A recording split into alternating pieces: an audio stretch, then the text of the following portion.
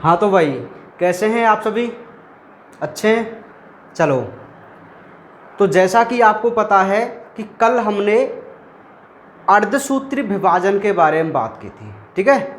मैं आपको बता दूं कि अर्धसूत्री विभाजन जो कल हमने समझा था, वहाँ से एक कंसेप्ट निकल कर आएगा, और वह कंसेप्ट हमारे आज के जो टॉपिक हैं, जो आप 10th क्लास में भी पढ़ चुके हैं, वो जो टॉपिक हैं उनके लिए जो कंसेप्ट है वो आपको कल वाली वीडियो से मिलेगा। कहने का मतलब है, जो कल मैंने आपको वीडियो बनाई थी जिसमें हमने अर्धसूत्री विभाजन के बारे में बात की, तो वहाँ से एक ऐसा कंसेप्ट आएगा जो आपको एक संकट संकरण और द्विसंकट संकरण वाला जो टॉपिक है जिसे हम आज पढ़ेंगे वो क्लियर हो जाएगा, ठीक है। बिल्कुल ध्यान से सुनना है केवल आपको। तो आज की जो क्लास है वो आपके लिए इम्पोर्टेंट है फॉर बोर्ड एग्ज़ाम, मतलब बोर्ड एग्ज़ाम की दृष्टि से जो आपकी क्लास है वो इम्पोर्टेंट है ना। 10th क्लास में भी आप मेंडल के ये प्रयोग पढ़ चुके हैं और आज हम उन्हीं प्रयोगों को दोबारा पढ़ रहे हैं भाई, ठीक है। तो सबसे पहला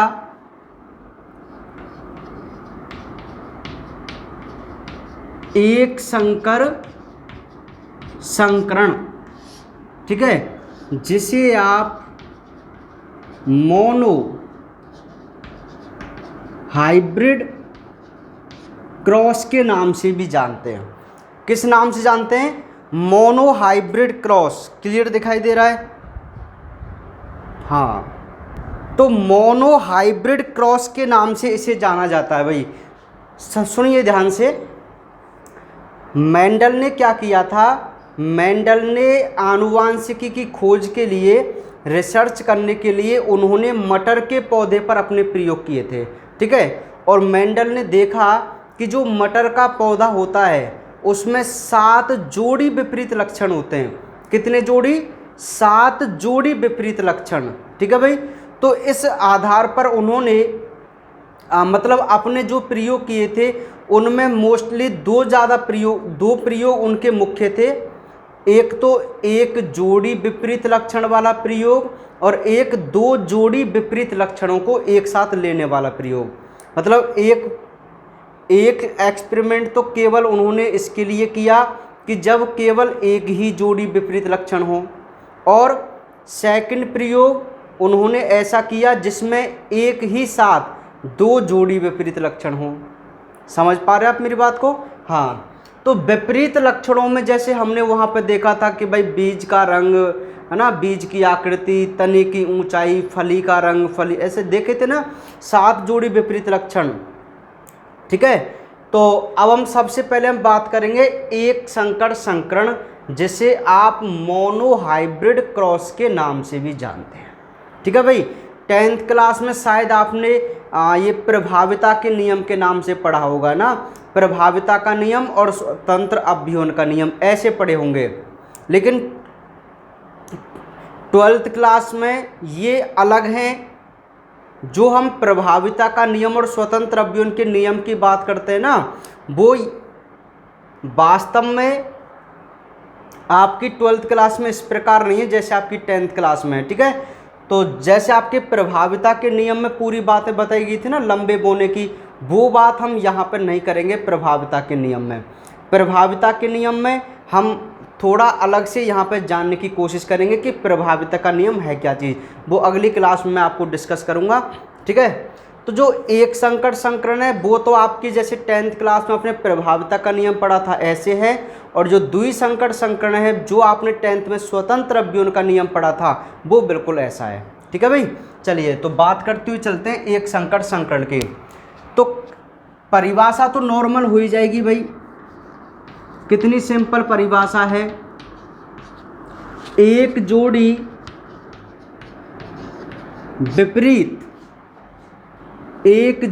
विपरीत लक्षणों वाले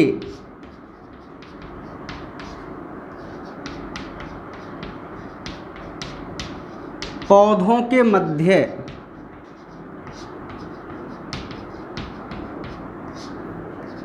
संकरण होता है, ठीक है। तो इसे हम क्या बोलते हैं, मोनोहाइब्रिड क्रॉस बोलते हैं। किसको बोलते हैं भाई, मोनो। एक संकर संकरण की डेफिनेशन क्या होती है कि जब एक जोड़ी विपरीत लक्षण वाले पौधों के मध्य संकरण या क्रॉस कराया जाता है तो हम इसे एक संकर संकरण यानी कि मोनोहाइब्रिड क्रॉस के नाम से जानते हैं। तो परिभाषा तो बहुत नॉर्मल हो गई भाई। सुनिए, मेंडल ने जो मटर के पौधे पर अपने प्रयोग किए थे ना, तो उन्होंने क्या किया था, एक जोड़ी विपरीत लक्षण ले लिए, कोई भी, जैसे तने की ऊंचाई ले ली, या बीज का रंग ले लिया, या बीज की आकृति ले ली, तो एक जोड़ी तो हुआ वो। जैसे आपने मोस्ट एग्जाम्पल उनका पढ़ा है, जैसे तने की ऊंचाई, लंबापन और बौनापन वाला, तो एक जोड़ी लक्षण ही तो हुआ ये विपरीत। तो जब एक जोड़ी विपरीत लक्षण वाले पौधों के मध्यम क्रॉस कराते हैं तो हम उन्हें एक संकर संकरण के नाम से जानते हैं। ठीक है भाई।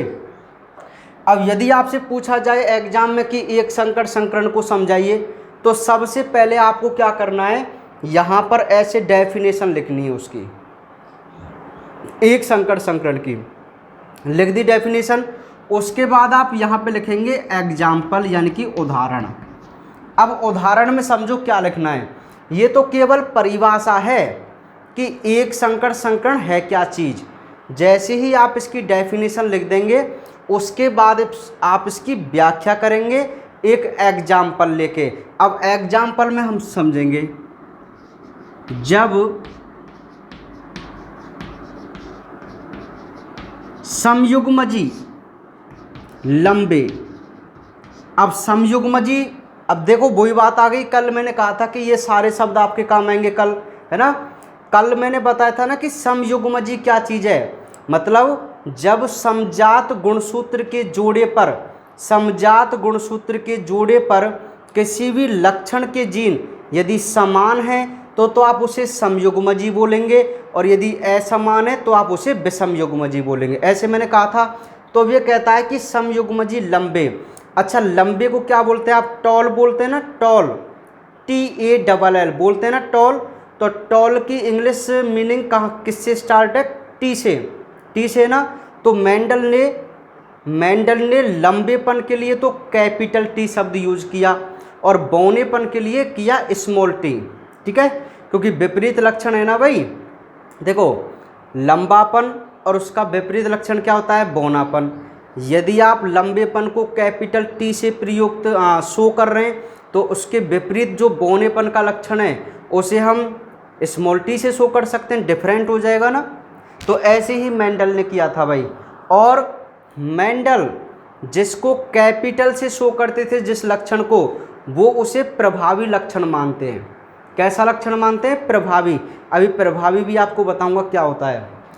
तो जब समयुग्मजी लंबे, तो जीन हमेशा किस में होता है भाई, जोड़े में होता है ना। अरे कल हमने गुणसूत्र नहीं देखे थे, और गुणसूत्र किस में होता है, जोड़े में। समजात गुणसूत्र जोड़े में तो होता है ना। और समजात गुणसूत्र आप किसको कहते हैं, मतलब एक ही स्थान पर एक लक्षण को निर्धारित करने वाला जीन हो, उसे तो हम समजात गुणसूत्र कहते हैं। तो जीन भी तो दो थे, है ना भाई। अब ये समयुग्मजी है तो दोनों पे कैसा है, कैपिटल टी, कैपिटल टी। तो समयुग्मजी लंबे व समयुग्मजी बौने। अब दूसरा पौधा कैसा है, बौना, लेकिन वो भी कैसा है, समयुग्मजी। तो हम इसको स्मॉल टी से शो करेंगे। आ रही ना बात समझ में। ये उदाहरण चल रहा है कि मेंडल ने कैसे अपना एक्सपेरिमेंट किया था एक संकर संकरण।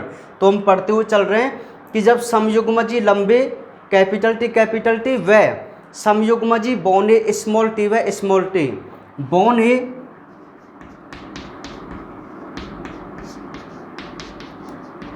पौधों के मध्य संकरण कराते हैं तो F1 पीढ़ी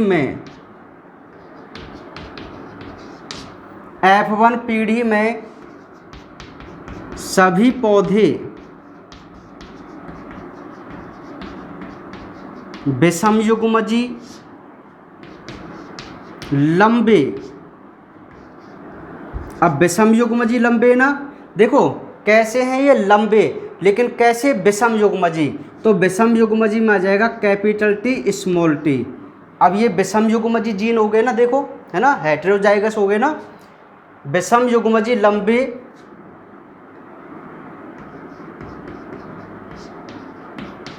प्राप्त होते हैं पहली पीढ़ी में, ठीक है। अब नेक्स्ट, जब F1 पीढ़ी में स्वपरागण होता है, F1 पीढ़ी में, तो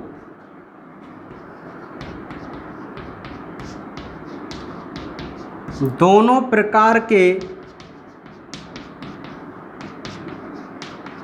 पौधे प्राप्त होते हैं जिनका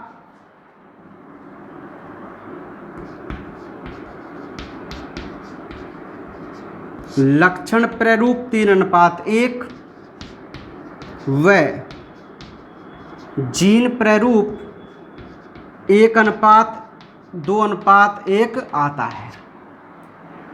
देखो ये तो हुई थ्योरी, थ्योरी को एक बार रीड कीजिए आप, देखो इसको पहले देख ली, सुनो, मतलब ये थ्योरी है भाई जो आपको बोर्ड एग्जाम में लिखनी है। अभी मैं आपको समझाऊंगा, पूरा कंसंट्रेट, पूरा ध्यान आपका इस बोर्ड पे होना चाहिए और मेरी आवाज़ पर होना चाहिए भाई, ठीक है। बिल्कुल सुनिए, ये जो आपको दिख रहा है वो एक संकर संकरण है ना। अब एक संकर संकरण से आप ऐसे समझेंगे कि जब एक जोड़ी विपरीत लक्षण वाले पौधों के मध्य क्रॉस होता है तो हम उसे मोनोहाइब्रिड क्रॉस के नाम से जानते हैं। भाई एक जैसा कि पता चल रहा है, एक तो मतलब एक जोड़ी विपरीत लक्षण, विपरीत और होते हैं क्योंकि मटर के पौधे में कितने जोड़ी विपरीत लक्षण थे, 7 जोड़ी विपरीत लक्षण, ठीक है भाई। तो उनमें से जो भी 7 जोड़ी विपरीत लक्षण थे ना जो हमने टेबल में बनाए, उनमें से कोई एक जोड़ी विपरीत लक्षण पर इन्होंने अपना प्रयोग किया, ठीक है। और प्रयोग में हमने एग्जाम्पल में क्या देखा है, लंबेपन वाला, मतलब जो आपकी टेबल में तने की ऊंचाई वाला है ना, तने की ऊंचाई, तो वो उन्होंने एग्जाम्पल ले लिया यहाँ पर, तने की ऊंचाई वाला, ठीक है। तो तने की ऊंचाई के आधार पर जो मटर के पौधे हैं वो 2 प्रकार के, एक तो लंबा पौधा और एक बौना पौधा। आगे बात समझ में, तो लंबाई के आधार पर एक जोड़ी विपरीत लक्षण हो गए, है ना। तो अब एग्जाम्पल क्या कहता है, उदाहरण के द्वारा उन्होंने समझाया, है ना, कि जब हम समयुग्मजी लंबे, समयुग्मजी लंबे का मतलब होता है, जैसे मैं आपको यहाँ पर बताऊँ, ये 2 प्लांट हैं, देखो भाई, ये मटर के 2 पौधे, एक पौधा ये रहा और ये एक बिल्कुल छोटा सा पौधा, ठीक है भाई। तो मटर के 2 पौधे आपको दिखाई दे रहे हैं। ये तो ऐसा पौधा है जिसकी फुल हाइट है और ये ऐसा पौधा है जो मतलब वयस्क तो है लेकिन लंबाई इसकी बहुत छोटी है। लंबाई छोटी का मतलब ये मत समझो कि ये कम दिनों का है, ये ज़्यादा दिनों का है, ऐसे लंबाई नहीं होती, मतलब फुल वयस्क हैं ये। जितना इनका टाइम लगभग ये मान लीजिए 3-4 महीने का इनका लाइफ टाइम होता है, तो मान लीजिए 3 महीने के ये प्लांट हैं दोनों, है ना। लेकिन एक पौधा ऐसा जिसकी लंबाई ज़्यादा है और एक पौधा ऐसा जिसकी लंबाई कम है। आ रही मेरी बात समझ में। तो ये लंबा पौधा है और ये बौना पौधा है ना। अब इनके बीच उन्होंने कराया था संकरण। संकरण याद कीजिए, मैंने चैप्टर नंबर 2 में आपको बताया था संकरण तकनीक, चैप्टर नंबर 2 में जब मैंने आपको बताया था ना विपुंसन और थैलीकरण, याद है आपको। विपुंसन और थैलीकरण वाली जो घटना थी, विपुंसन किसको कहते थे, मतलब परागकोश को परिपक्व होने से पहले ही बाहर निकाल देना क्या कहलाता है, विपुंसन कहलाता है।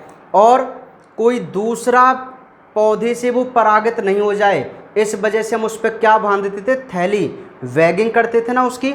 तो विपुंसन और थैलीकरण का प्रयोग किया था मेंडल ने, ये उनकी संकरण तकनीक थी। हम कह रहे हैं ना एक संकर संकरण, तो संकरण देखो, संकरण का मतलब क्या होता है, संकरण का मतलब होता है किन्हीं दो का मिक्स रूप, किन्हीं दो का मिक्स रूप जिसे आप संकरण कहते हैं। जैसे मैंने आपको एक बार खच्चर का एग्जाम्पल बताया था ना, खच्चर का मतलब जो खच्चर होता है वो गधा और घोड़ी, फीमेल हॉर्स है ना, मेयर जिसको बोलते हैं, गधा और घोड़ी दोनों के बीच का रूप होता है। मतलब जब दोनों का आपस में क्रॉस होता है ना, गधे का और घोड़ी का, तब जो संतान प्राप्त होती है वो संतान खच्चर है ना।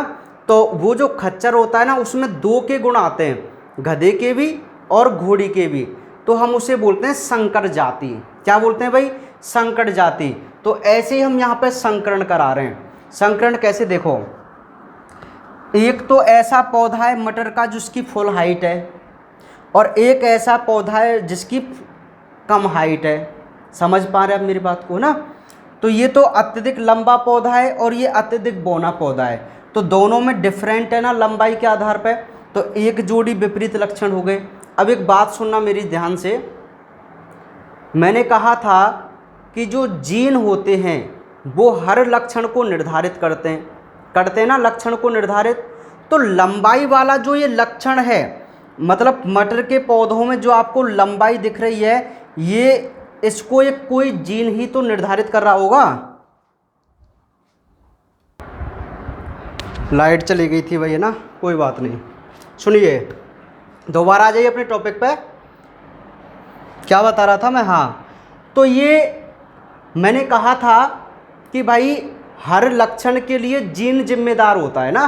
कोई भी लक्षण जो हमारा होता है ना उसे कौन निर्धारित करता है? जीन निर्धारित करता है। क्लियर? तो यहाँ जो आपको दिख रहा है मटर के पौधे की जो लंबाई है, इसे भी तो कोई ना कोई जीन ही निर्धारित कर रहा होगा भाई, है ना। तो अब जैसे ये फुल लंबा पौधा है, अब एक बात सुनिए मेरी, जैसे मेंडल ने कहा था कि भाई लंबेपन के लिए तो हम कैपिटल टी और बौनेपन के लिए हम स्मॉल टी जीन यूज करते हैं। क्लियर? अब जब ये पौधा आपको क्लियर लंबा दिखाई दे रहा है, फुल लंबा पौधा दिखाई दे रहा है, तो इसके जो गुणसूत्र होंगे ना, अब एक बार आ जाइए, जैसे इसके ये गुणसूत्र है भाई, ये समजात गुणसूत्र हुआ, समजात गुणसूत्र है ना, समजात गुणसूत्र का जोड़ा है ये किसका? लंबे वाले पौधे का। अब मान लीजिए मैं कलर चौक ले लूँ यार, मुझे याद नहीं रहा।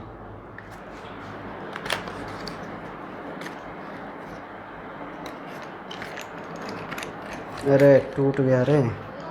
हाँ देखो, बात को जरा ध्यान समझो, एक एक कंसेप्ट इसका। कंसेप्ट है इसमें, इंटरेस्टिंग है। यदि आप पे कंसेप्ट समझ में आएगा ना, तब आपको वास्तविकता पता चलेगी कि ये आखिर ये कैसे संपन्न हुआ है। बताने को तो मैं इसको ऐसे ही डायरेक्ट बता देता, आप इसको समझ भी जाते, लेकिन आपको वास्तविकता का एहसास नहीं होता कि आखिर ऐसा हुआ होता कैसे। तो देखिए, ये लंबा पौधा है, ठीक है भाई। अब मेंडल ने कह भी दिया था कि समयुग्मजी लंबे, तो इससे आपको पता चल गया जाएगा। तो देखो, जब ये फुल लंबा पौधा है तो इसके गुणसूत्र पर, जैसे मान लीजिए यहाँ पर लंबाई वाले जीन है, तो यहाँ पे जब यहाँ भी कैपिटल टी होगा, ये लंबाई वाला जीन मान लिया, और दूसरी ओर जो दूसरा समजात गुणसूत्र है उस पर भी तो कैपिटल टी होगा, क्योंकि आप इसको समयुग्मजी कह रहे हैं। क्या कह रहे हैं? समयुग्मजी। अब आपको बात समझ में आने लगी होगी। देखो, ये वही समजात गुणसूत्र का जोड़ा है, समजात गुणसूत्र का जोड़ा है ना। तो इस समजात गुणसूत्र आप किसको कहते थे? ऐसे गुणसूत्र जिन पर समान स्थान पर समान लक्षण वाले जीन उपस्थित हों। जैसे ये इस स्थान पर कौन सा जीन है? लंबाई को निर्धारित करने वाला, है ना। अब यहाँ भी लंबाई को निर्धारित करने वाला जीन है, यहाँ पे भी लंबाई को निर्धारित करने वाला जीन है ना। अब मेंडल ने, अब ये गुणसूत्र कौन से पौधे के हैं? जो शुद्ध रूप से लंबा है, मतलब फुल लंबाई है उसकी। तो भाई जब इसकी फुल लंबाई है तो यहाँ पर कैपिटल टी और कैपिटल टी दोनों ही जीन आएंगे, ठीक है। क्योंकि जिन व्यक्तियों की फुल हाइट होती है ना, तो उनके अंदर यही जीन होते हैं, कैपिटल टी और कैपिटल टी दोनों ही समजात गुणसूत्र पर है। क्लियर? तो ऐसे इसके 23 जोड़े होंगे, तो 23 जोड़े जो 22 जो भी हैं, उन पर इस प्रकार के लंबाई वाले जीन होंगे हर कोशिका के अंदर। ठीक है, तो पूरी बॉडी की जो इसमें कोशिकाएं उसमें लंबाई वाले जीन सब में समान ही तो होंगे भाई। ठीक है, तो ये तो हुआ इस लंबे पौधे का। अब हम बात कर लेते हैं इस वाले पौधे की, बौने वाले पौधे की। तो जो बौना पौधा है इसके गुणसूत्र ये रहे, मान लीजिए ये समजात गुणसूत्र है इसका, किसका, बौने पौधे का। अब बौने पौधे को मेंडल ने किससे शो किया था, स्मॉल टी से। तो इसका भी लंबाई वाला जीन यहीं पे, लेकिन ये कैसा है, स्मॉल टी वाला जीन है। कैसा है, स्मॉल टी। दिख तो रहा है ना आपको, क्लियर दिखना चाहिए भाई, तभी तो समझ में आएगा। हाँ दिख रहा है, स्मॉल टी वाला जीन है, समझ रहे। अब ये भी तो समयुग्मजी कंडीशन है। मैंने कल भी आपको बताया था कि यदि समजात गुणसूत्रों पर किसी लक्षण के जो जीन हैं यदि समान हैं तो वो समयुग्मजी, और यदि असमान है तो विषमयुग्मजी। देखो यहाँ दोनों पे कैपिटल टी है, क्योंकि ये शुद्ध रूप से लंबा है तो ये समयुग्मजी लंबा हुआ। यहाँ स्मॉल टी है, लेकिन है तो दोनों समान, तो ये भी समयुग्मजी है, लेकिन कैसा, बौना पौधा। आगे बात समझ में आपको। ठीक है, तो ऐसे होते हैं भाई। तो ये समयुग्मजी लंबा था और ये समयुग्मजी बौना पौधा था। क्लियर। अब इन्होंने क्या किया, अब मैं यहाँ पर इसका आरेख बनाना प्रारंभ कर देता हूँ, है ना। पूरी चीज़ मैं एक्सप्लेन करूँगा, टेंशन मत लीजिए आप। तो यहाँ पे जैसे मैं आरेख बनाऊँ तो अब मैं इसको मिटा दूँ क्या यार, है ना। इसको मैं मिटा देता हूँ, चलो रहने दो, यहीं एडजस्ट कर लेंगे ना। सुनिए, मैं यहाँ लिख दूँ समयुग्मजी लंबे और समयुग्मजी बौने। ठीक है भाई, तो यहाँ पर आएगा कैपिटल टी,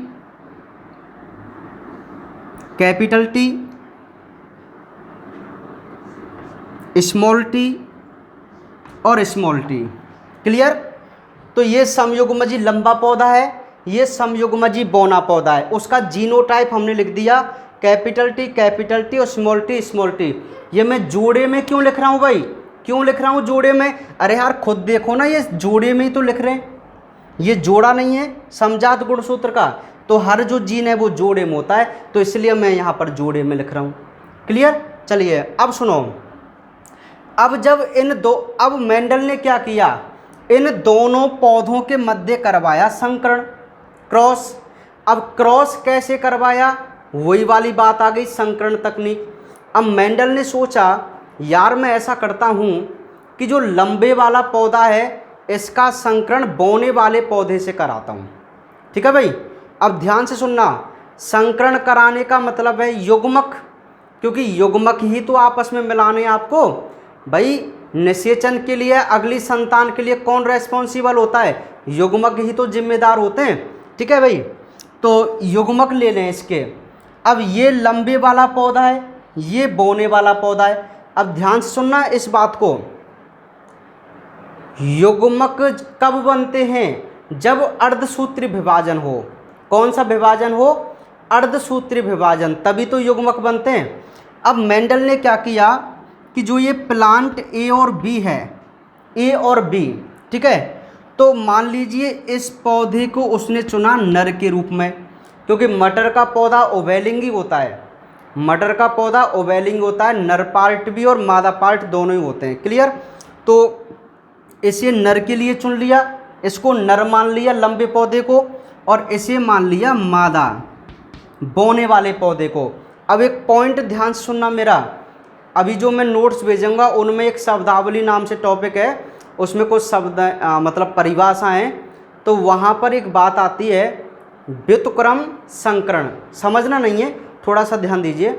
व्युत्क्रम संकरण मतलब मेंडल ने क्या किया था, जैसे पहले लंबे वाले पौधे को नर बनाया और छोटे पौधे को बनाया मादा, अब इनमें संकरण करा दिया, तो दूसरी बार वो इसको नरमांस बना सकते हैं और इसको मादा बना सकते हैं, इनके रिजल्ट पर कोई अंतर नहीं आता। ठीक है, चाहे तो आप इसको नर माने, इसको मादा मान लीजिए, और चाहे तो आप इसको नर माने या इसको मादा मान लीजिए, इनके रिजल्ट पर कोई इफेक्ट नहीं आता। ऐसे क्रॉस को हम व्युत्क्रम संक्रमण कहते हैं। जब वो परिभाषा आएगी ना तब और आपको क्या एक्सप्लेन कर दूंगा, है ना। चलिए, तो अब मेंडल ने क्या किया भाई कि जो बौना पौधा था, बौने वाला पौधा, उसको तो बना दिया मादा, और जो लंबे वाला पौधा था उसको बना दिया नर।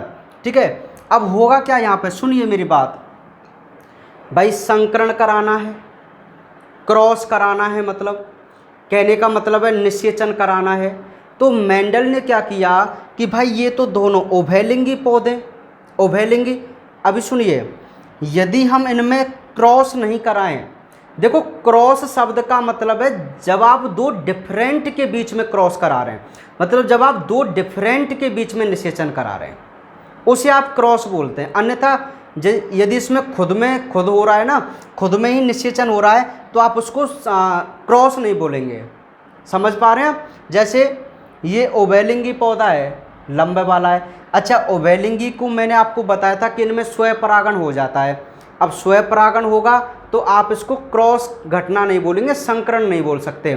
संकरण आप इसको तब बोल सकते हैं जब आप दो विपरीत पौधों के मध्य आपस में क्रॉस मतलब निषेचन कराएं, उसे बोलते हैं भाई। ठीक है।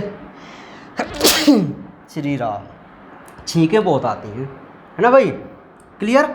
चलिए अभी सुनिए, अब ये जो लंबे वाला पौधा है इसके, अब मेंडल ने क्या किया, अब वही संकरण तकनीक कि इसको जब मादा चुना है ना तो इसका क्या करना चाहिए, हमें विपुंसन करना चाहिए। क्यों करना चाहिए विपुंसन, कहीं ऐसा ना हो कि इसके खुद के ही परागकण इसे निषेचित कर दे, क्योंकि यदि इसके खुद के ही परागकण निषेचित कर देंगे तो जो संतान बनेंगी वो सब कैसी बनती चली जाएंगी, बौनी बौनी संतान बनती चली जाएंगी। क्यों, क्योंकि इसके लक्षण ही बौनेपन वाले हैं, इसके जो जीन हैं वो सब कैसे हैं, बौनेपन वाले हैं। तो यार एक बात बताओ, जब इसके पूरी बॉडी में बौनेपन वाले लक्षण हैं तो इसके जो युग्मक होंगे उनमें भी तो वही जीन जाएंगे जो इनकी हर कोशिका के अंदर हैं। ठीक है, तो इनमें क्या है, बौने बौने ही प्लांट बनते जाएंगे यदि इनमें स्वयं होगा तो। यदि इसमें स्वयं कराएंगे तो सभी पौधे लंबे लंबे। ठीक है, लेकिन मेंडल ने क्या किया, बौने और लंबे दोनों पादपों के बीच क्रॉस कराया, यही इनकी संकरण क्रॉस कहलाएगा भाई। अब इन्होंने क्या किया, अब वही बात आगे मैं आपको चैप्टर नंबर 2 में भी बता चुका था कि मान लीजिए ये उभयलिंगी पुष्प है तो इसके पुंकेसर को हटा दीजिए, तो विपुंसन घटना हो गई, विपुंसन हो गया। फिर इसको उन्होंने थैली से बांध दिया। किससे बांध दिया, थैली से, है ना भाई, थैली से। अब इसके लिए परागकण किसके, लंबे वाले पौधे के, लंबे वाले पौधे के क्या लिए उन्होंने, परागकण। अच्छा, अब लंबे वाले पौधे के जो परागकण है ना वो क्या है, इसके युग्मक हैं। उन युग्मकों को यहाँ से लेकर, परागकणों को लेकर इसकी वर्तिकाग्र पर डाल दिया, बौने पौधे की वर्तिकाग्र पर, है ना भाई। अब बौने पौधे की वर्तिकाग्र पर डाला तो जो बौने पौधे का जो अंडाशय है उसमें इसके मादा युग्मक होंगे। ठीक है, और इसके ऊपर हमने डाल दिया परागकण, किसके, लंबे वाले पौधे के। तो परागकण तो लंबे वाले पौधे का युग्मक हो गया, और जो अंडप था, मतलब जो अंड था, वो बौने पौधे का युग्मक हो गया। अब वही घटना होगी जो आपने पूरी चैप्टर नंबर 2 में पढ़ी है, निषेचन वाली। ऐसे निषेचन होगा, मतलब परागनली बनेगी, निषेचन होगा, फिर भ्रूणपोष वगैरह, भ्रूण वगैरह, ऐसी सारी घटनाएं होंगी। ठीक है, अब सुनिए मेरी बात को भी, ऐसे इन्होंने करा दिया। अब बात ये आती है कि इनके जो युग्मक बनते हैं वो किस प्रकार के बनते हैं, मतलब कैसे बनेंगे। तो अब आपको यहाँ पे गुणसूत्रों पर ध्यान देना है भाई। सुनिए, जैसे मान लीजिए ये लंबे पौधे के गुणसूत्र हैं, जीन हैं, और ये बौने पौधे के गुणसूत्र हैं, है ना भाई।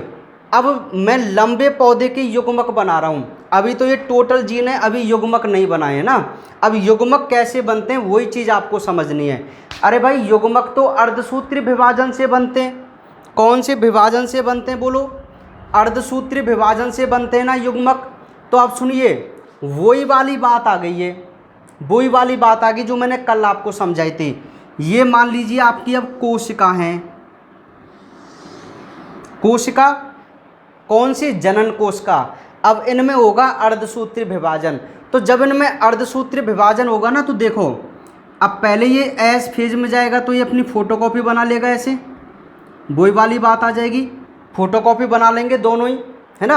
अब एक बात ज़रा ध्यान से सुनो, ऐसे फोटोकॉपी बनाएंगे तो आगे चल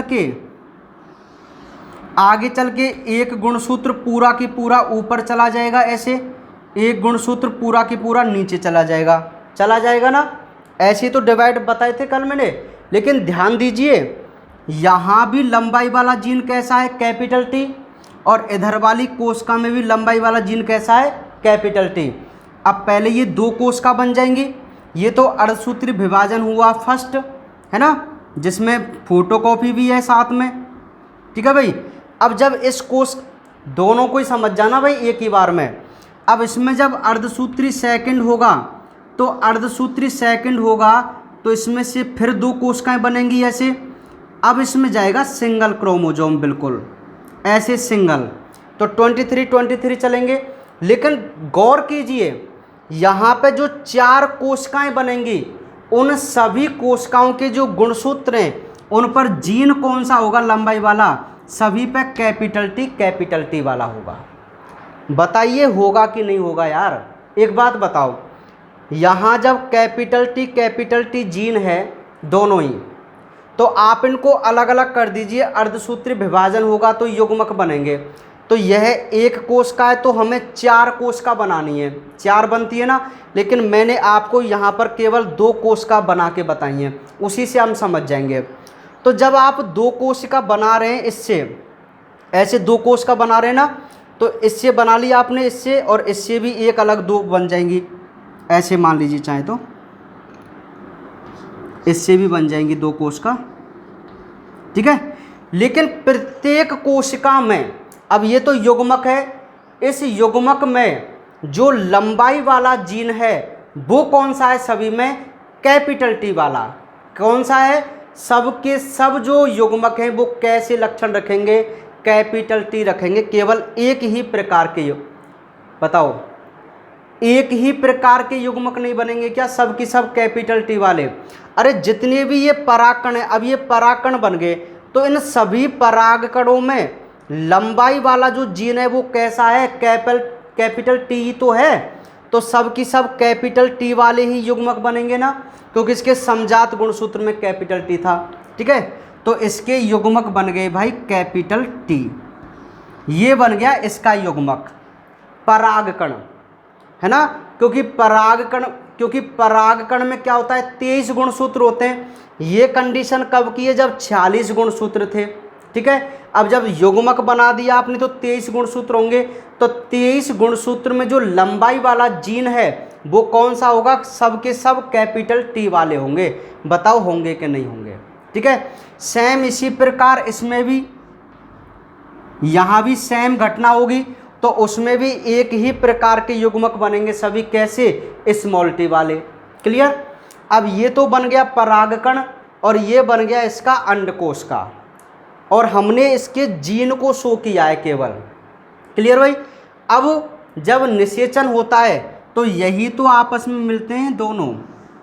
देखो ये परागकण का गुणसूत्र है, सिंगल गुणसूत्र है ना, अब ये बिल्कुल ऐसे गुणसूत्र है ना, सिंगल, और सिंगल ऐसे तो होते हैं। तो परागकण में 23 गुणसूत्र मान के चल दिए, मतलब 23 नहीं होते, हर प्लांट में अलग अलग होते हैं, 23 तो मनुष्य में होते ना। एग्जाम्पल हम ले चल रहे हैं भाई, है ना। तो ये कैपिटल टी वाले गुणसूत्र हैं सभी, और ये सभी स्मॉल टी वाले गुणसूत्र हैं। तो जब इधर से कैपिटल टी मिलेगा, उधर से स्मॉल टी वाला मिलेगा, तो गुणसूत्र समजात गुणसूत्र ऐसे ही तो बनेंगे, कैपिटल टी और स्मॉल टी। तो आप इसे बोलेंगे F1 पीढ़ी। क्या बोलेंगे आप इसे, F1 पीढ़ी। समझ में आ गई बात, क्या है ये, F1 पीढ़ी बन गई भाई। क्या बन गई, F1 पीढ़ी। मतलब पहली संतान इन दोनों के। अब ध्यान से सुनिए, ये जो संतान है ये उसके लंबाई वाला जीन हमने शो किया है, लंबाई वाला जीन। तो एक गुणसूत्र पे तो आया कैपिटल टी, और जो दूसरा समजात गुणसूत्र था उस पर आया स्मॉल टी। क्योंकि मैंने कहा था, देखो मनुष्य की बात कीजिए, कोई भी बात कीजिए, 23 क्रोमोजोम शुक्राणु में, 23 अंडाणु में, है ना भाई। जब दोनों आपस में मिलेंगे तो दोबारा से 46 गुणसूत्र हो जाएंगे। और मैंने कहा था कि माता से आने वाला और पिता से आने वाला जो गुणसूत्र है वो दोबारा से युग्मनज में समजात गुणसूत्र के जोड़े बनाते हैं। कैसे? मतलब समजात गुणसूत्र अब आपको पता ही है, जो जीन के आधार पे होते हैं, ठीक है, लंबाई जीन के आधार पे ना। तो जब ये समजात गुणसूत्र मतलब ये आधे गुणसूत्र तो गए लंबे वाले पौधे से, तो उन सभी पौधों पर लंबाई वाला जीन कैसा था? कैपिटल टी वाला। और आधे जीन गए बोने वाले पौधे से, उन सभी पर जीन कैसा था? स्मॉल टी वाला। तो जब इनका जोड़ा बना गुणसूत्र का, तो देखो ऐसे, ये परागकण का था तो इसमें कैपिटल टी था। अब ये अंडकोश का है, इसमें स्मॉल टी है। तो जब आपस में दोनों मिलेंगे तो ये दोबारा से समजात जोड़ा बन गया ना, समजात गुणसूत्र का। लेकिन ये किस में बना? इनकी संतान में बना। किस में बना? संतान में। ठीक है भाई, बन गया संतान में। तो संतान में कैसा आया? कैपिटल टी और स्मॉल टी। तो मेंडल ने कहा था, मेंडल है ना भाई, अब सुनिए अभी। तो जैसे इसको मैं मिटा देता हूँ, अब इसका कोई काम नहीं है, ये गुणसूत्र को समझाने का काम था मेरा केवल। तो कल जब मैंने आपको अर्धसूत्री विभाजन करवाया था ना, अर्धसूत्री विभाजन, तो अर्धसूत्री विभाजन में मोस्ट बात क्या थी? यही तो थी कि आखिर ये अर्धसूत्री विभाजन होता कैसे भाई, ये युग्मक कैसे बनते हैं। ठीक है, तो अब आपको पता चल गया कि युग्मक बनना क्यों जरूरी है, कैसे काम आते हैं। तो यहाँ पर ये पहली पीढ़ी प्राप्त हो गई। पहली पीढ़ी कैसे होती है मैं आपको बता दूं कि लंबे वाले पौधे के परागकणों को जब बौने पौधों के ऊपर डाला जाता है, तो जो बौना पौधा है उसमें फली लगती है, फल लगता है निषेचन के बाद, क्योंकि बीज वगैरह बनेंगे। अब जो बीज को हम बो के देखे ना हमने, मान लीजिए उस बौने पौधे में 4 बीज लगे, समझो आप मेरी बात को, उन चारों बीजों को हमने बो दिया जमीन में। तो जब उन चारों बीजों को बोया ना, तो सब की सब जो पौधे थे वो लंबे थे, उनकी सबकी हाइट थी, कोई भी पौधा बौना नहीं था। तब मेंडल सोच में पड़ गया, क्योंकि आप देखो ये उनका जीनोटाइप है, तो इसमें कैपिटल टी है ना, ये गुणसूत्र में कैपिटल टी, और कैपिटल टी कौन से लक्षण के लिए जिम्मेदार होता है? लंबेपन के लक्षण के लिए जिम्मेदार होता है। तो भाई ये बौना तो रहेगा ही नहीं, क्योंकि कैपिटल टी को मेंडल ने प्रभावी कहा था। तो अब ये कैपिटल टी जीन आएगा कि नहीं आएगा इन संतानों में, एक बात तो बता दो, आएगा ना। क्यों? क्योंकि ये समयुग्मजी लंबे थे, तो इनके सब की सब परागकणों में कैपिटल टी वाला जीन था, और इसके सब अंडकोशिकाओं में स्मॉल टी वाला जीन था। दोनों आपस में मिले तो कैपिटल टी स्मॉल टी का जोड़ा बनेगा, और जो इसमें लक्षण होंगे वो कैसे होंगे? लंबेपन के, लेकिन शुद्ध रूप से लंबे नहीं होंगे। अब देखो, अब आप इसको क्या बोलेंगे? आप इसको बोलेंगे विषम युग्मजी लंबे। कैसे लंबे? विषम युग्मजी लंबे। ये कैसे हैं? समयुग्मजी लंबे। क्यों? क्योंकि दोनों ही गुणसूत्र पर कैपिटल टी है। लेकिन यहाँ तो कैपिटल टी और कैपिटल टी होने का मतलब ही नहीं है। क्यों? क्योंकि एक गुणसूत्र तो आ रहा है लंबे से और एक गुणसूत्र आ रहा है बौने से। बिल्कुल सेम कंडीशन हमारे अंदर होती है भाई। जैसे मैं आपको बता दूं कि मेरी जो हाइट है वो मतलब मीडियम, जिससे मैं विषम युग्मजी कह सकता हूँ। मेरी बात सुनिए, देखो भाई अभी चलो आगे बताऊंगा मैं, आगे आएगा ये कंसेप्ट है ना, आगे आएगा।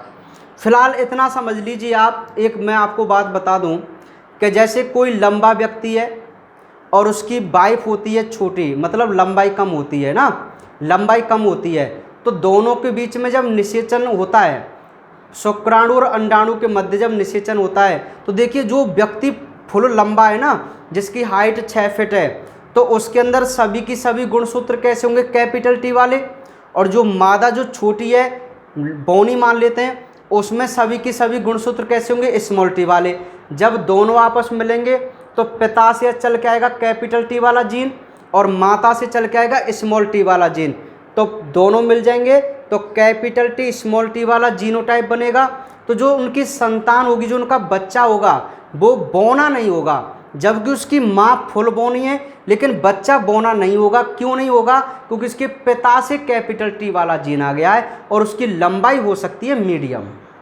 समझ पा रहे हैं आप मेरी बात को, ठीक है। तो बिल्कुल ऐसे ही उस प्लांट में देखने को मिला मेंडल को। अब मेंडल आश्चर्यचकित रह गए, यार मैंने तो एक बिल्कुल बौना पौधा लिया था, लेकिन यहाँ तो कोई भी बौना पौधा ही प्राप्त नहीं हुआ। तो अब एक बात समझो, आप कंसेप्ट समझो, एक बात बताओ, क्या ऐसी कंडीशन में कभी भी बौना पौधा प्राप्त हो सकता है क्या? नहीं हो सकता। तो ऐसे चलती है आनुवांशिकी हर चीज़ की। जैसे आपने देखा होगा, मैं बताऊं कि कुछ के जो पेरेंट्स हैं, मतलब एक काला है और एक गोरा है, लेकिन उनकी संतान जरूरी नहीं है काली हो, है ना, गोरे रंग की संतान भी हो जाती है।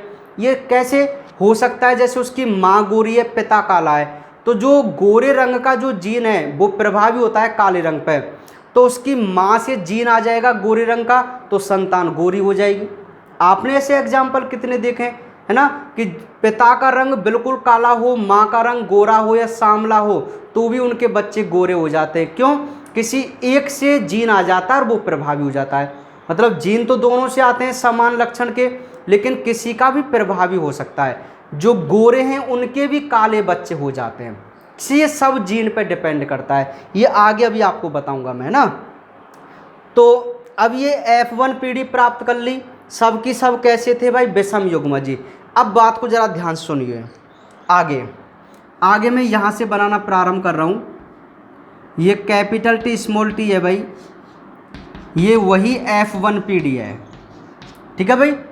अब मतलब उनको एक पौधा मिल गया, एक ऐसा पौधा जो लंबा था, ये वाला। अब ये पौधा कौन सा है, जिसमें जीनोटाइप ये है कैपिटल टी और स्मॉल टी। अब आपको जरा ध्यान से सुनना है। अब मेंडल ने क्या कहा कि यार अब मैं ना इसमें संकरण नहीं कराऊंगा, अब मैं इसमें स्वयं परागण होने देता हूँ। मतलब जो पौधा F1 पीढ़ी से प्राप्त हुआ था, जो पौधा F1 पीढ़ी से प्राप्त हुआ था, उसमें मेंडल ने करवाया स्वयं परागण। अब देखो, यदि आप किसी पौधे में स्वयं परागण करा रहे हैं, तो भाई जिस पौधे में आप स्वयं परागण करा रहे हैं ना, मादा युग्मक भी उसी के और नर युग्मक भी उसी के, समझ रहे ना, ऐसे तो होंगे। अब इस प्लांट को देखिए, अब आपको ध्यान से समझना है भाई, ये आपके लिए बहुत इंपॉर्टेंट बात है। दोबारा से मैं आप गुणसूत्र बना दूं, है ना, इसके गुणसूत्र बना दिए, लेकिन इसके गुणसूत्र कैसे हैं? अब इधर तो आएगा कैपिटल टी और इधर आएगा स्मॉल टी, दूसरे समजात पे। आप बताइए मुझे, ऐसी कंडीशन होगी कि नहीं होगी? अब इस प्लांट की ऐसी कंडीशन होगी ना। अब ये है विषम युग्मजी पौधा। कैसा? विषम युग्मजी, क्योंकि इसमें लंबाई वाला जो लक्षण है ना वो अलग अलग है। हम केवल एक ही लक्षण को लेके चल रहे हैं, हमें और लक्षणों से अभी मतलब नहीं है भाई। तो ये विषम युग्मजी हो गया। अब सुनिए, जब आप इसमें स्वयं परागण करा रहे हैं तो आपको देखना है कि इसमें युग्मक कैसे बनेंगे, तभी आप इनकी संतान प्राप्ति कर सकते हैं कि कैसे कैसे होंगे। तो युग्मक बना के देखते हैं। अब आपको अंतर नजर आएगा भाई, पहले तो नहीं आया था लेकिन अब आपको अंतर नजर आएगा। ये मैंने बना दी एक कोश का, जनन कोश का, कराइए इसमें अर्धसूत्री। जब इसमें अर्धसूत्री फर्स्ट होगा, ध्यान से सुनना मेरी बात को, जब इसमें अर्धसूत्री फर्स्ट होगा तो देखो, एक गुणसूत्र तो कैपिटल टी वाला और एक गुणसूत्र स्मॉल टी वाला है। और मैंने कहा था कि समजात गुणसूत्र के जोड़े अलग अलग हो जाते हैं जब अर्धसूत्री होता है, लेकिन इसकी फोटोकॉपी इनके साथ रहती है, उनसे अभी, है ना। तो देखो, मैं फोटोकॉपी यहाँ बना दूंगा, अब आप समझ जाएंगे। देखो, एक गुणसूत्र ऊपर चला गया, एक गुणसूत्र नीचे चला गया, समजात गुणसूत्र के जोड़े अलग हो गए अर्धसूत्री फर्स्ट में। अब ध्यान सुनना, ऊपर वाले में मान लीजिए यहाँ पे कैपिटल टी वाला जीन है, नीचे वाले मान लीजिए यहाँ पे स्मॉल टी वाला जीन है, ठीक है। फिर इनकी फोटोकॉपी भी इनके साथ जाएगी भाई। चलिए भाई, ये फोटोकॉपी भी साथ चली गई। अब ये केंद्रक विभाजन हो गया, केंद्रक में बट गए, और आगे चल के मान लीजिए यही दो कोशिका भी बन गई। सपोज कर लीजिए यार, ये दो कोशिका बन गई। अब अंतर आ गया। अब अंतर कैसे आया कि यहाँ पर जो दो कोशिका बनी है ना, ये दो कोशिका ऐसी हैं जिनमें एक कोशिका में तो कैपिटल टी वाला जीन है, अंतर है अब, और एक कोशिका ऐसी जिसमें स्मॉल टी वाला जीन है, अंतर हो गया ना।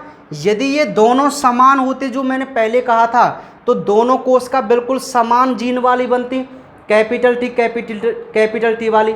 लेकिन यहाँ पे तो पौधा ही विषम युग्मजी है, कैपिटल टी और स्मॉल टी वाला है ना। तो भाई जब ये अर्धसूत्री विभाजन करेगा, क्योंकि हम तो युग्मक बना रहे हैं, तो जब इसमें अर्धसूत्री विभाजन होता है तो कैपिटल टी मान लीजिए ऊपर वाले तरफ चला गया, स्मॉल टी वाला नीचे वाली तरफ चला गया।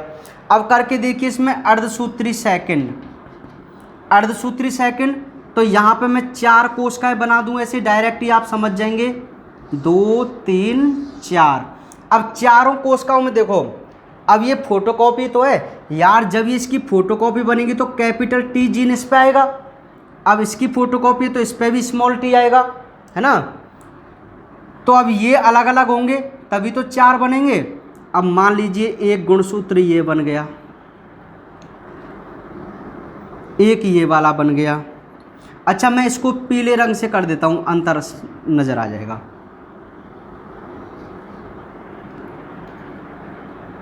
अब देखो आप, 4 प्रकार के युग्मक बन गए ना, क्योंकि ये युग्मक हैं। अब इनमें जीन देखो, जीन कैसे जाएंगे, देखो इसमें कैपिटल टी वाला गया, कैपिटल टी, और जो ब्लू कलर की इसकी कॉपी है ना, इसमें भी कैपिटल टी गया। बताओ कैपिटल टी होगा कि नहीं होगा। अब ये पीले रंग का किसकी कॉपी है, स्मॉल टी वाले की, तो यहाँ पे स्मॉल टी है ना, और यहाँ पे भी स्मॉल टी।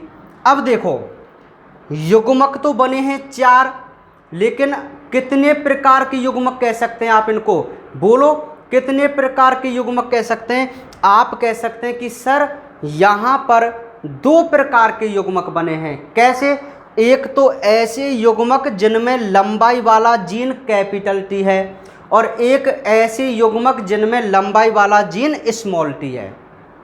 अंतर समझ में आया कि नहीं आया, बोलो अंतर समझ में आया कि नहीं आया। समझ पा रहे आप मेरी बात को, कि यहाँ पे तो सर 2 तो ऐसे बने कैपिटल टी वाले, और 2 ऐसे बने सर स्मॉल टी वाले।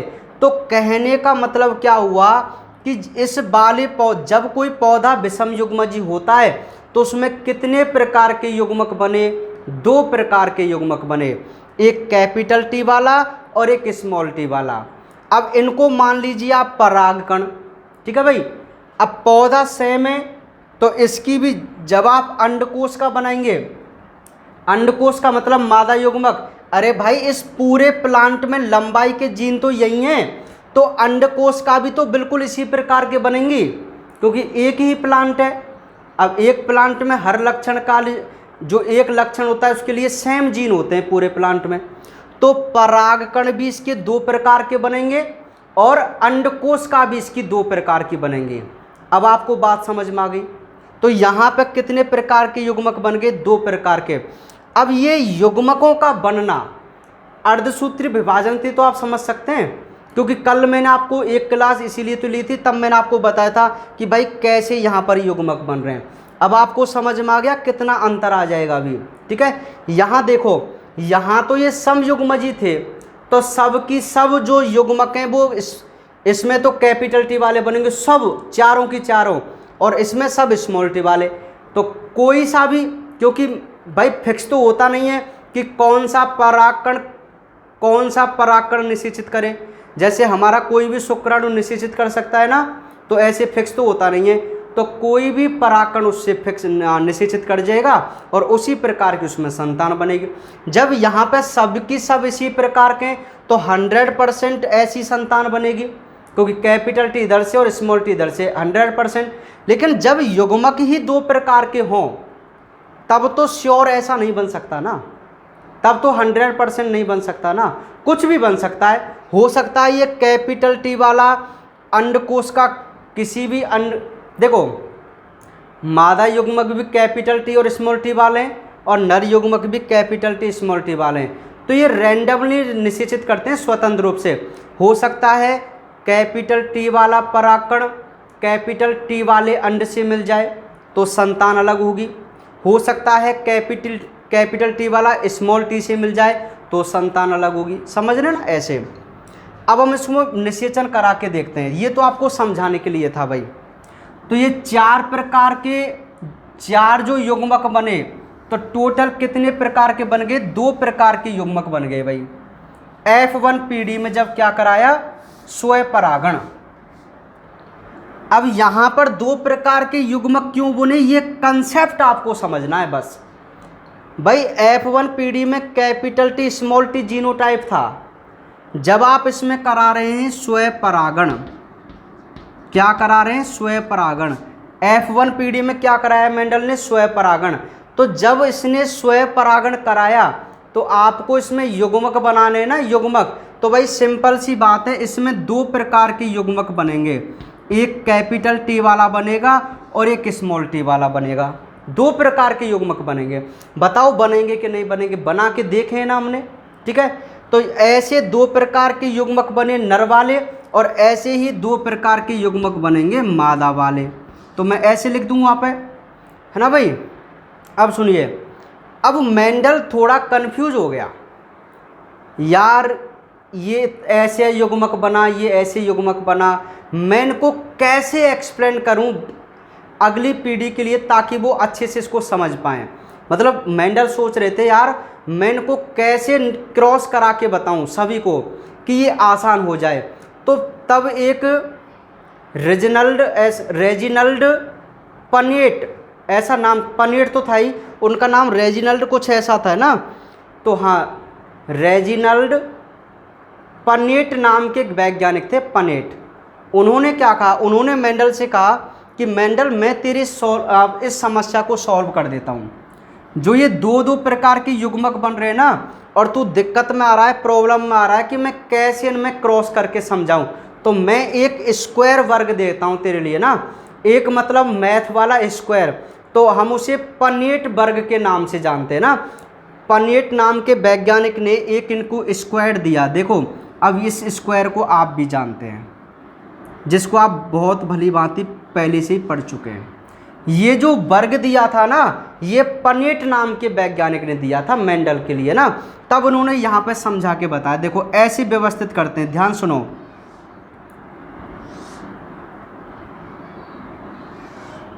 ये से 3 कॉलम बना लीजिए, क्लियर है ना भाई।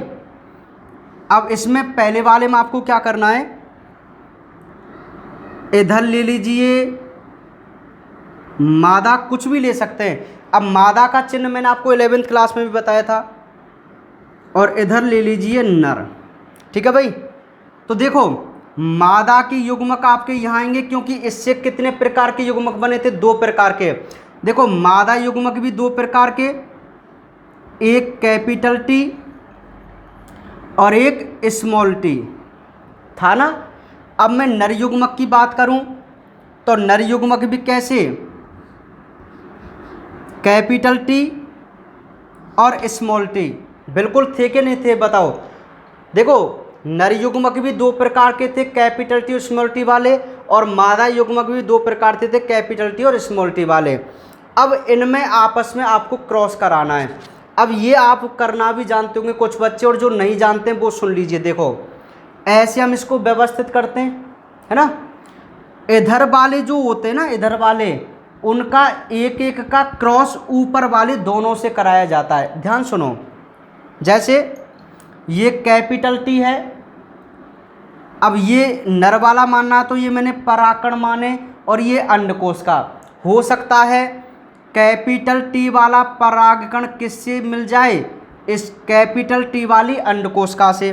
तो संतान कैसी बनेगी? देखो कैपिटल टी और कैपिटल टी। ऐसा ही जीनोटाइप आएगा ना, देखो कैपिटल टी, ऐसा प्लांट बन सकता है। हो सकता है ये कैपिटल टी वाला जो परागकण है वो स्मॉल टी वाले अंड से मिल सकता है, तो संतान का जीनोटाइप क्या रहेगा, कैपिटल टी और स्मॉल टी रहेगा। आगे बात समझ में। अब इसके दोनों के साथ आपने करा दिया, अब नंबर आएगा इसका स्मॉल टी का। अब स्मॉल टी का दोनों के साथ कराइए। याद ये रखा जाता है कि स्मॉल लेटर को हम हमेशा कैपिटल के बाद में लिखते हैं, तो ये स्मॉल टी का जब कैपिटल टी से हुआ तो कैपिटल टी और स्मॉल टी आ जाएगा यहाँ पे। फिर स्मॉल टी का स्मॉल टी से कराओ तो क्या आएगा, स्मॉल टी। तो बताइए ये 4 प्रकार की संतानी तो बनी है भाई। ये तो 2 युग्मक हैं, आपने स्वयं परागण कराया है, तो कितनी संतानें बनी यहाँ पर, 4 प्रकार की संतान या 4 संतानें उनकी प्राप्त हो सकती हैं। अब आप खुद देख सकते हैं, खुद देखो 4 ये संतान आपको दिख रही हैं। तब मेंडल ने कहा था कि इनका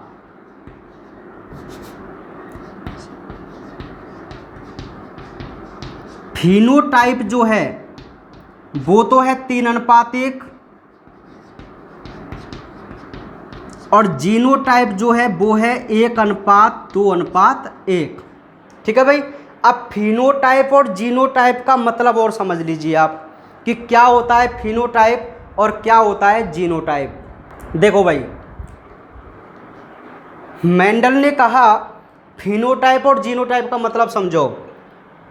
फिनोटाइप बोलते हैं हम हिंदी में लक्षण प्रारूप को, और जीनोटाइप हम बोलते हैं जीन प्रारूप को। ठीक है। तो लक्षण प्रारूप क्या होता है, मैं आपको 11वीं क्लास में बताया था कि यदि आप किसी को बाहर से देख के अंदाज लगाएं, किसी चीज़ को आपने बाहर से देखा, केवल उसकी बॉडी स्ट्रक्चर को देखा और कह दिया कि भाई ये ऐसा है, तो ये तो होता है लक्षण प्रारूप। जैसे अब आप मुझे खुद बताना, अब आप समझ गए होंगे। देखो ये जो कैपिटल टी है, ये पौधा कैसा होगा बताओ, लंबा होगा ना, बिल्कुल, क्योंकि इसमें लंबेपन वाले दोनों जीन हैं। ये कैपिटल टी स्मॉल टी है, तो ये भी पौधा कैसा है, लंबा है। ये भी कैपिटल टी स्मॉल टी है, ये भी पौधा कैसा है, लंबा है, क्योंकि इसमें लंबे वाला कैपिटल टी जिम्मेदार है जीन। लेकिन ये स्मॉल टी किसके लिए था, बौनेपन के लिए थे ना। अब यार जब किसी प्लांट के गुणसूत्र दोनों ही स्मॉल टी वाले हों तो वो तो समयुग्मजी बौना हो गया ना, जो हमने पहले पढ़ा था। ठीक है। तो देखो यदि आप इसको बाहर से देखें तो आपको क्या लगेगा कि सर 3 पौधे तो हैं लंबे। देखो 3 पौधे तो कैसे हैं सर, लंबे, और 1 पौधा कैसा है सर, बौना। आप समझ पा रहे हैं। तो ये तो हुआ इसका लक्षण या फिनोटाइप कि 3 पौधे तो लंबे हैं और 1 पौधा कैसा है, बौना है। क्लियर। अब मैं आपसे कहूँ नहीं, आप इसका जीनोटाइप बताओ, जीन प्रारूप बताओ। अब जीनोटाइप तो ये है जीनोटाइप। अब आप क्या देख रहे हैं, देखो कैपिटल टी वाला केवल 1 प्लांट है ना, कैपिटल टी वाला 1 प्लांट केवल, और 2 पौधे ऐसे हैं जिनमें विषम युग्मजी हैं। देखो ये तो समयुग्मजी लंबा है बिल्कुल, एक ये विषम लंबे तो हैं, लेकिन कैसे हैं ये विषम युग्मजी लंबे। भाई जीन तो अलग अलग है ना, एक कैपिटल टी वाला जीन है, एक स्मॉल टी वाला जीन है। जीन के आधार पर देख रहे हैं आप, तो जीन के आधार पर जब आप इसको देखेंगे तो देखो एक तो दोनों कैपिटल टी वाला 1 पौधा हो गया, 2 कैपिटल टी स्मॉल टी वाले हो गए, और 1 पौधा बिल्कुल स्मॉल टी वाला हो गया। तो जीनोटाइप आया इसका 1:2:1। ऐसे इनका फिनोटाइप और जीनोटाइप निकल के आता है भाई। आई बात समझ में, नहीं आई? तो ये था मेंडल का एक संकरण। ऐसे किया था उन्होंने मोनोहाइब्रिड क्रॉस। केवल आपको यहाँ पे इतना समझना था, आप इसको याद कर लेंगे, बहुत सिंपल है, पहले भी किया होगा, लेकिन आपको नहीं पता होगा कि आखिर ये युग्मक जो है वो वास्तव में कैसे बने। अब आपको समझ में आ गया कैसे बनते हैं युग्मक। ठीक है। तो अर्धसूत्री विभाजन से बनते हैं, और उसमें जो ये जीन अलग अलग होते हैं ना, वो आपको समझना था केवल। अब एक नज़र में देख लीजिए, एक संकरण जब एक जोड़ी विपरीत लक्षण वाले पौधों के मध्य क्रॉस होता है तो हम उसे एक संकर संकरण कहते हैं। एग्जाम्पल देखो, जब समयुग्मजी लंबे व समयुग्मजी बौने पौधों के मध्य संकरण कराते हैं तो F1 पीढ़ी में, देखो ये रही F1 पीढ़ी, F1 पीढ़ी में सभी पौधे कैसे प्राप्त होते हैं, देखो विषम युग्मजी लंबे। अच्छा, जो F1 पीढ़ी है ना, इसको नाम फिलियल के नाम से जानते हैं। इसका पूरा नाम क्या है, फिलियल, नोट कर लेना चाहें आप इसको। F जो दिख रहा है ना, F को हम फिलियल कहते हैं। और ये जो पीढ़ी आपको दिख रही है F2 पीढ़ी है, ये कौन सी है, F2। अच्छा, तो F2 पीढ़ी में ना, मैं यहाँ लिखना भूल गया, F2 पीढ़ी में, अब आप समझदार हैं, कोई बात नहीं है ना, यहाँ पे F2 पीढ़ी में आ जाएगा कि F2 पीढ़ी में दोनों प्रकार के पौधे हो ना। अब सुनिए, जब मेंडल ने समयुग्मजी लंबे व समयुग्मजी बौने के बीच में क्रॉस कराया तो पहली पीढ़ी में सब पौधे कैसे प्राप्त हो रहे हैं, विषम युग्मजी। अब आप समझ जाएंगे ना कि विषम युग्मजी जरूरी है, मतलब होंगे, क्योंकि एक तो लंबा और एक बौना है। जब इनमें अड़सूत्री विभाजन से आप युग्मक बनाएंगे तो एक कैपिटल T वाला बनेगा, इधर स्मॉल t वाला बनेगा, आपस में मिलेंगे तो कैपिटल T स्मॉल t हो गया, विषम युग्मज हो गया, है ना। अब ये कहते हैं कि जब इस F1 पीढ़ी में स्वयं परागण किया जाता है तो F2 पीढ़ी में दोनों प्रकार के पौधे प्राप्त होते हैं, मतलब लंबे वाले भी और बौने वाले भी। ठीक है, देखो यहाँ बौना प्राप्त नहीं हुआ था पहली पीढ़ी में, जबकि ये बौना था यहाँ पे। अब इसकी एग्जांपल और मैं आपको कल बताऊंगा, अपनी बेसिक, है ना। तो F2 पीढ़ी में क्या हुआ, लंबे भी प्राप्त हो रहे हैं और बौने भी प्राप्त हो रहे हैं। तब उन्होंने कहा था कि इनका लक्षण प्रारूप तो आता है 3:1 और जीन प्रारूप आता है 1:2:1। समझ में आ गई बात। तो ये आरेख है भाई जो आपके नोट्सों में बना हुआ है, ठीक है। और यहाँ फिनोटाइप जीनोटाइप ऐसे आप लिख लेना, बाकी फिलियल कर लेना। तो ये भाई आज का हमारा टॉपिक था एक संकर संकरण, और कल हम देखेंगे डाई हाइब्रिड क्रॉस यानी कि द्विसंकर संकरण। बहुत अच्छी तरीके से आप इसको समझना भाई, ठीक है। तो बाकी मिलते हैं कल।